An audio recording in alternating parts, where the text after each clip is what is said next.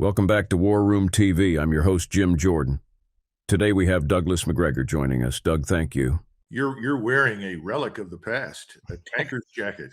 I'm sure all of those things are banned now, aren't they? Uh, Boy, we got some really important things to discuss here today. With the war that's going on in of course still in Russia and in between Russia and Ukraine. Now then the war going on down in south between Israel and Hamas, and the possibility of exploding into a regional fight. There's so many things to discuss here, but I want to narrow in on something that's really kind of been in the news a lot in the last week or so, and that I don't think a lot of people have a lot of knowledge and understanding of. And I want to do a deep dive on that. And there's nobody better at this than Doug Macgregor. So I want to discuss some of the issues that people need to know about Turkey, because some things I think are worse than they look, but some things I think aren't as bad as they look. And I want to try to isolate that out, and so we have an accurate view of it. First thing I want to pop up here, just kind of set the stage, is a report from this morning when our Secretary of State Blinken went to Turkey on a tour throughout the Middle East. And here's what they reported. Very interesting thing here. Telling us something. I think one of the first things it's telling us is that the United States has a real problem with its diplomatic power, because this is kind of a repeat of what happened with Mohammed bin Salman in Saudi Arabia a couple of weeks ago, when Blinken went there and he was made to wait for like many hours because bin Salman was busy, didn't want to bother with him. And the disregard that he showed for Blinken, therefore the United States, is on display a lot here. And we're starting to see that more often, that our senior officials are viewed with almost contempt by even some of our allies. As you know, Turkey's been on a path that diverges pretty sharply from the West for at least the last 20 years, maybe longer. Mr. Erdogan has simply made something clear to everyone that may not have understood it in the past, and that is that Turkey is an Islamic state, and he has restored Islam's central position in Turkish society. That brand of Islam is Sunni Islam with a Turkish flavor. And remember that Mr. Erdogan is the leader of the Muslim Brotherhood, not only in the region, but also in the United States and Canada.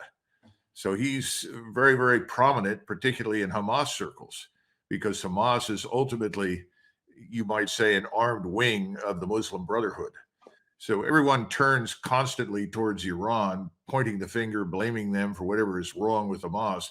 But in truth, the Turks are probably closer to Hamas in their thinking and attitudes, certainly towards Israel and the world, than they are to Iran. And I think that's an important point that everybody misses. Yeah. The Turkish foreign minister was the one who met with him, but Mr. Blinken was not met at the airport by anyone of significance. It was almost treated as a routine visit, when in fact it's obviously not. When he did finally get to the capital, he met only with the foreign minister, whereas the Iranian foreign minister, when he visited, was received by all of the leading officials, and then after he met with the Turkish foreign minister, was able to go and meet with Mr. Erdogan. So I think the contrast is profound. I hope everybody noticed that. And I bet no one in the United States noticed this unless they're watching Deep Dive here, which is why we're so grateful to have you on here. But do you suspect, I'm probably a rhetorical question, but that people in the region are noticing those two contradictions? Oh, absolutely. There's no question about it. And Mr. Blinken has spent most of his time talking to Arab states that, let's be frank, they have power in their own right in various areas, but they're no match militarily for Israel and the United States. Egypt, for instance, which has tried very hard to maintain good relations with Israel over the last, 50 years, frankly, has no desire to go to war with Israel, but it's in a tough position given the treatment being meted out to the Arabs in Gaza. The same thing is true in Jordan, I think, also Saudi Arabia, the Emirates. But that doesn't mean that they are forgiving towards us or the Israelis for what is happening. It's just that there's probably not a great deal that they alone can do about it. And I think that's an important point. There is someone who can have a profound impact militarily, and that is Mr. Erdogan. And everybody knows that. You're talking about the largest army in NATO, probably the largest air force after our own, and conceivably one of the largest navies in the world. And that's not all. I mean, Mr. Erdogan currently maintains what is reportedly the largest drone fleet in the world. That is unmanned aerial vehicles. And they have made a lot of progress. They build a lot of their own equipment. It's very good equipment. They have a huge manpower pool, over 2 million reservists that can be rapidly mobilized if necessary. And anyone who bothers to look at the televised demonstrations can conclude very rapidly that this public is very firmly behind Mr. Erdogan on this And, question. and in fact, that's a big point I wanted to make out here. We have a small piece of a clip here, which brings out a couple of important points, and then we're going to follow that up with something Erdogan specifically said. And I want you to help us interpret that. First of all, Gary, show that first clip there. So this isn't something that's happening in the dark. I mean, there was over 1 million people standing there, at that rally, and Erdogan is absolutely out in the front, not afraid of what anybody has to think about it. And I think one of the more concerning issues, but especially in light of what you just said about their military power, he said this. So the question is, how much of that is playing to the crowd for the domestic folks? How much of it is an international message? And what is actually the message he's trying to send? And bottom line is, what is the risk that they could actually make good on that with that military against Israel? Well, one of the things that he's also said that is hardly being covered in the West is that Turkish soldiers will eventually fight in Gaza. So I don't think you can be much more straightforward than that. But Mr. Erdogan is nothing if not clever, and he's very sensitive to timing. And what you saw in that rally and what you've seen in subsequent presentations and speeches is an effort to mobilize the country. Now, he would not make this effort if he thought this war would be over quickly, that Israel would simply cease and desist and embrace a ceasefire. He's actually preparing the nation for action. Now, when will that action occur? Well, he's certainly not going to tell anybody. But I'm quite certain that particularly in view of the recent celebration of the 100th anniversary of the Republic, where he paraded 100 naval combatants through the Bosporus in front of the world and has made it very clear over and over and over again that he has great confidence in the military power at his disposal. It's going to happen. The question is timing. And I would argue the same thing is probably true for Iran, although I think Iran is far more reluctant to become involved because Iran fears us and what it can do to its infrastructure, which is ultimately more fragile than Turkey's. Right. But still, he's quite serious, and it would be a mistake to dismiss him. I listened to someone quite recently in Washington who told me, oh, he's a blowhard. He said these things before. Nothing's going to happen. Well, good luck with that approach. I think it would be prudent to take him very, very seriously and understand that he's the one man in the region, the one leader with the capability to destroy Israel. Yeah, I think that's the key. He has the capacity, whereas Iran doesn't have the capacity. They can hurt Israel. They can't destroy it, but Turkey have a real chance for that. One other quick point. People forget that from the Turkish standpoint, when he talks about the occupier, remember who was in Palestine for hundreds of years? The Turks, the Ottoman Turks. Who controlled Syria? Who controlled the Levant? Who controlled most of the Arab world in the Middle East? It was the Turkish Empire. So from his vantage point, you could argue that the Israeli Jews are standing on soil that he privately regards as not only Ottoman, but also permanently Islamic. And remember, they have this doctrine that says, once you are Islamic, it can never change. So you put all of these things together, and it would be a mistake not to take him seriously. So you had Blinken there saying that his signature success was that they had a group of people to talk. And then you saw afterwards Netanyahu just say, hey, this is to our enemies and our friends. We ain't doing any of that. We're going to do whatever we feel like doing. So if we don't have influence with our allies or potentially with Turkey either, how much control do we have over how this situation evolves at all? Two quick points. First, it was nice that the Secretary of State took off his body armor when he decided to hold this press conference. I don't know that very many Americans saw it, but he wore body armor during his visit to Baghdad. Now, we've tried to create the fiction that we achieved something positive for ourselves as well as for the Arabs in Iraq. But if the American Secretary of State is at such risk that he has to wear body armor in Baghdad, I think it puts the end to that lie.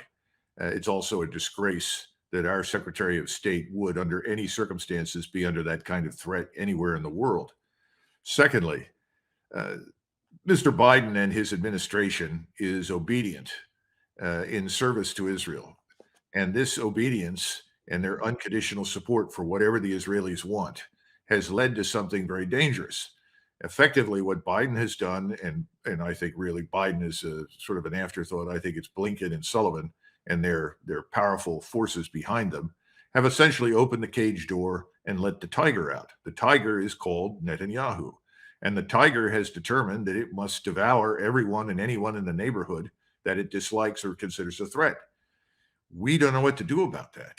And the reason we don't know what to do about it is that everyone in this government, in Washington in general, lives in fear of the Israel lobby, in fear of what could be done to them here politically if they stand up and say, well, enough's enough. There are limits to our support. There are limits to our tolerance. You know, if Richard Nixon were the president, Eisenhower were the president, I think even someone like LBJ, probably Carter, ultimately would have stood up and said, either you stop what you are doing right now, or we will withdraw our forces, i.e., we'll simply withdraw the naval power in the region. That would ultimately get Mr. Netanyahu's attention. But the Israeli influence and Mr. Netanyahu's personal power and authority at this point is so great that everyone is afraid to contradict him.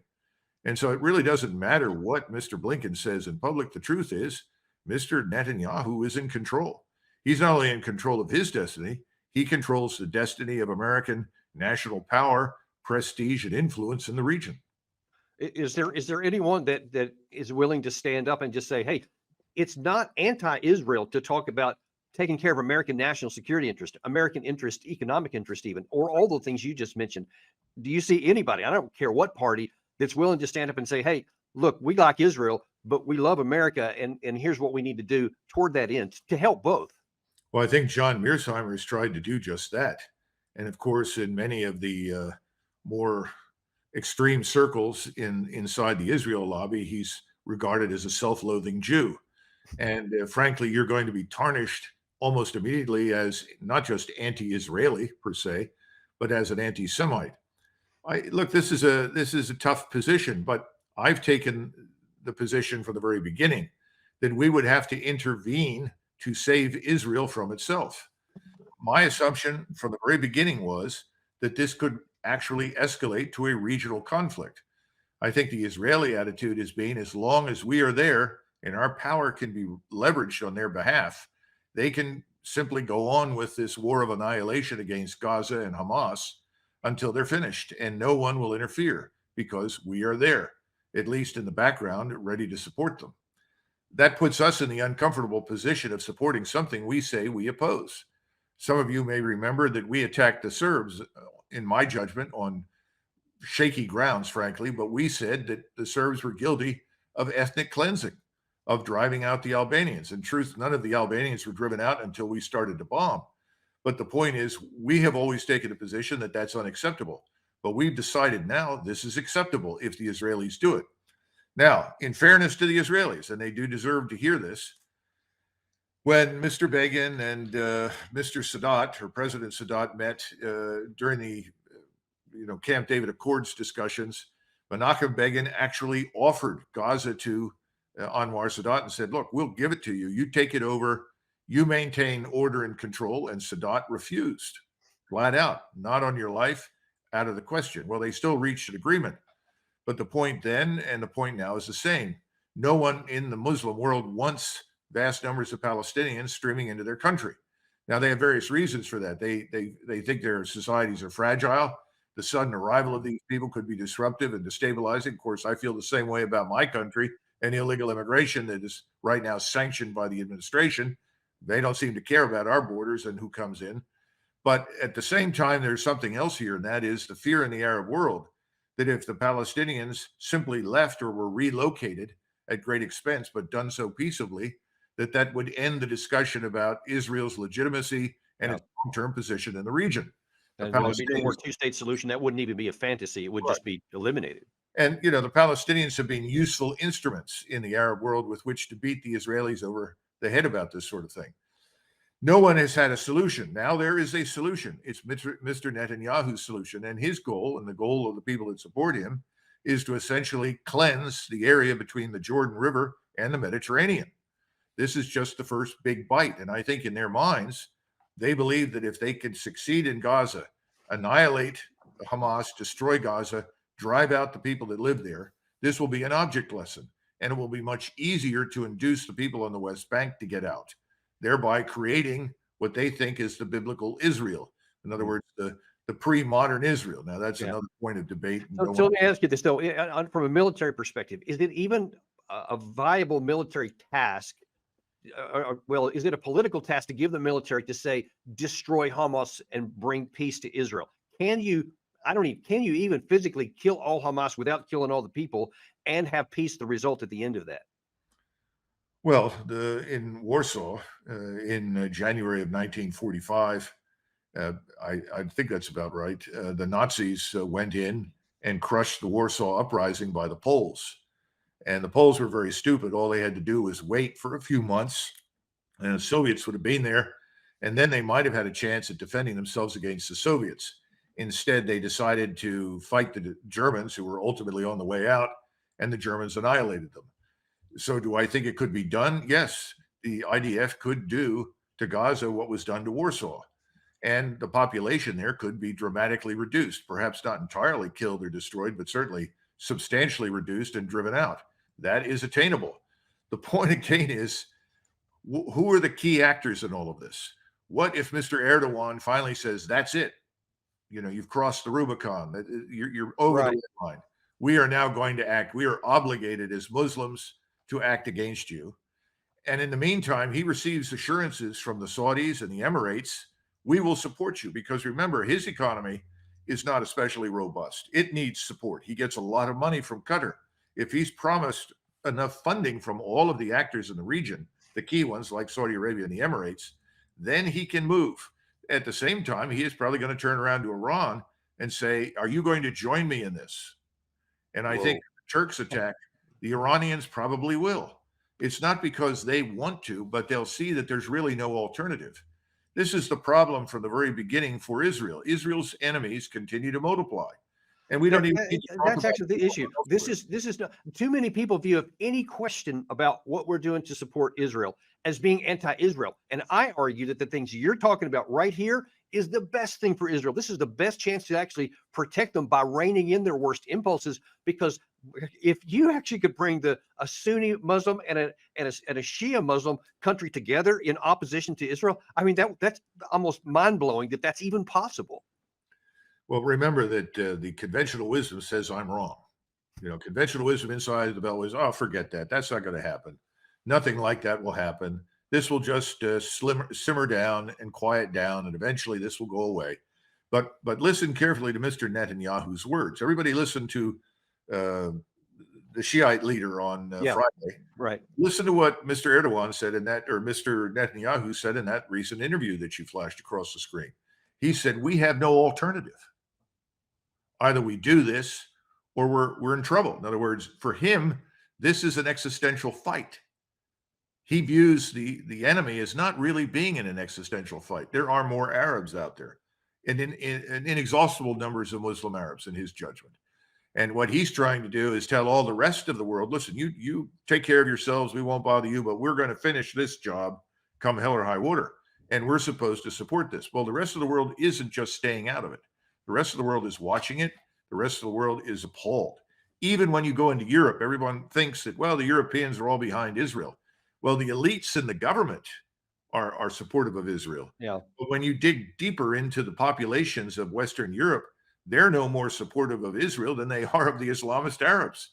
They would like the Muslims out of their country, but that doesn't mean they support Israel. And look, they've been having, I mean, you're talking about Paris, Berlin, several European nations, large scale pro-Palestinian, ergo indirectly against the Israeli position of killing so many innocent Palestinians in the Gaza Strip. I think that's having a huge negative impact on Israel, because they keep saying with words, oh, we're using targeted strikes and we're really trying to take care of people. And you see with your eyes, they're not even making an attempt. It doesn't look like to me. But you know from your own experience, this notion that you can put soldiers on the ground and carefully pick and choose. Oh, yes, I see that person over there is friendly.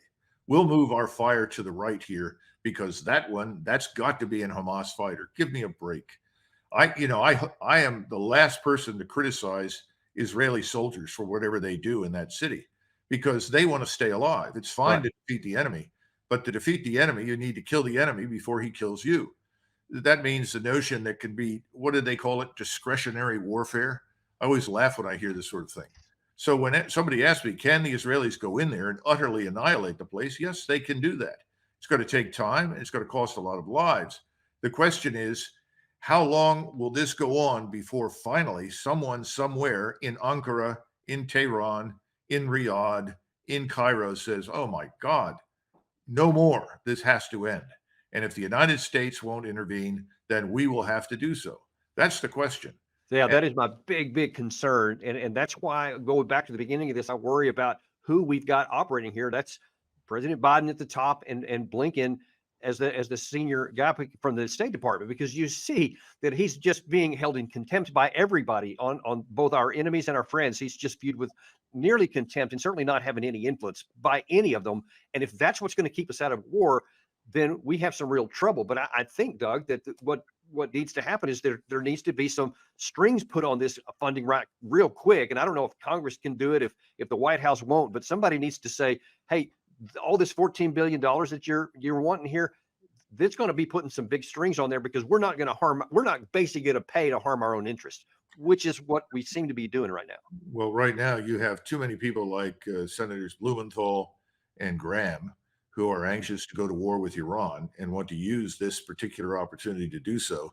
So they're doing the opposite of what you're suggesting. They're passing a bill effectively conferring authority on the president to attack Iran if he deems it appropriate based upon whatever the Iranians allegedly do. You know, this is scary stuff that harkens back to something like the Gulf of Tonkin.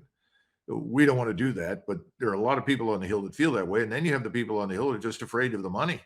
The money, not so much that can be deprived, they can be deprived of, but the money that can go to their opponents in the future from the lobby because they made a decision the lobby didn't like.